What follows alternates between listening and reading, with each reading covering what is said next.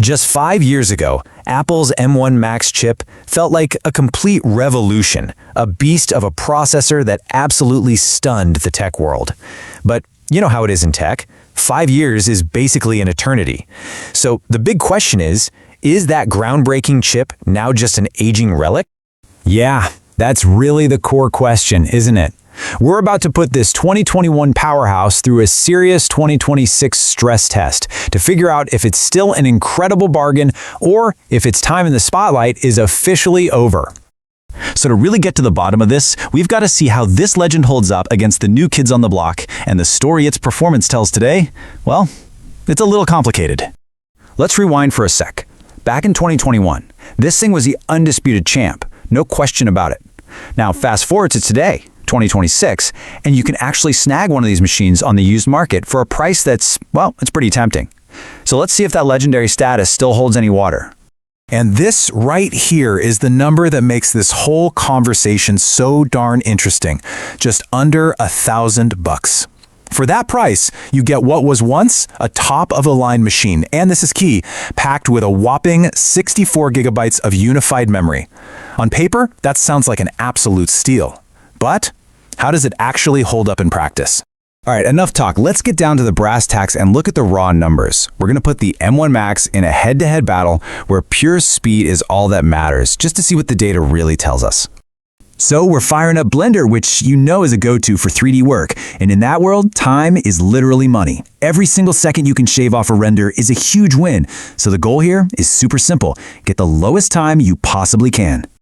Okay, and the results here, they are genuinely surprising. The M1 Max, with all its supposed power and memory, clocks in at 23 seconds. Not bad, right? But then you look at this. A fanless M4 MacBook Air with way less RAM comes in at 20 seconds. Faster. And then the base M5 chip just walks in and crushes it at only 16 seconds. Wow. That's not just a little bit faster, that's a whole different league of performance from today's entry-level chips. So what gives? How is it possible that a 5-year-old champion packed with 4 times the memory is getting smoked by these newer, supposedly weaker models? Well, the answer isn't about brute force. It's all about architecture. See, the problem is pretty straightforward when you look under the hood. The M1 Max is missing critical technologies that are just standard now. Think of it this way. The newer chips have these specialized, dedicated tools built right in for things like ray tracing and mesh shading. It gives them a massive head start. The M1 Max is still powerful, but for these modern tasks, it's speaking an older language. But hold on, because this is where the story takes a fascinating turn. While the M1 Max might lose a short sprint, it has a secret weapon for the long haul. And that weapon is a massive, massive amount of memory that completely changes the game for certain people. And this is where that old champ completely flips the script.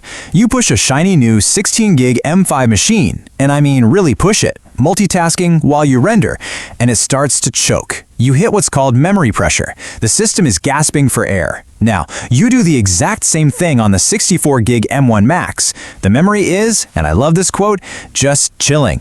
No stress, no pressure, it's just coasting. And this really hits the nail on the head. For anyone who's constantly juggling heavy apps, that massive memory buffer can actually make the older M1 Max a smarter, more stable choice than even a brand new M5 Pro with less RAM. When your projects get complex, that headroom isn't a luxury, it's essential. Okay, so we've got a trade-off, right? Slower renders, but incredible memory. Seems fair, but there's one final test. And for a very specific group of creators, this next part isn't just a drawback, it's an absolute non-negotiable deal breaker. I'm talking about Unreal Engine. It's a cornerstone for so many industries now, game development, virtual production, you name it. For any professional in those fields, you don't just want this software to work well, you need it to just work. Period. And this, right here, is where the wheels completely fall off for the M1 Max. And listen, this isn't about being slow. This is about being broken. The entire M1 family has this deep, fundamental incompatibility with Unreal Engine 5. We're talking constant, infuriating crashes. It's a problem you just don't see on the M2 and newer chips. It's unique to this older architecture. Let's not mince words.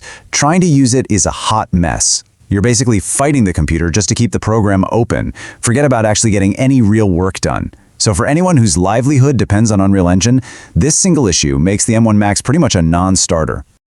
Okay, so after all that, we have some really high highs and some catastrophically low lows. So what does it all mean for you if you're thinking about buying one in 2026? Let's break it all down into a simple guide. All right, here's the final verdict. Plain and simple. If you're a 3D artist using Blender, yeah, it's a solid value. You're giving up some top-end render speed, but you're gaining that insane 64 gigs of memory, which for huge, complex scenes is a game changer. But if you're a game dev in Unreal Engine, just avoid it. Seriously? The instability is a nightmare. It's a deal breaker. Now, for pretty much everyone else, coders, writers, the general power user, this thing is an excellent buy. The raw CPU power combined with all that memory gives you a super smooth experience for an amazing price. So in the end, the M1 Max in 2026 really boils down to a very clear choice. Are you going to go for the proven value of that massive memory, even if it means living with some older tech? Or do you bet on the future, investing in a newer platform, maybe with a little less RAM today? There's no single right answer. It really just depends on what it is you create. If you enjoy this video, please like, share, subscribe and hit the bell to the later update from my channel. Thank you for watching till the end and see you in the next video.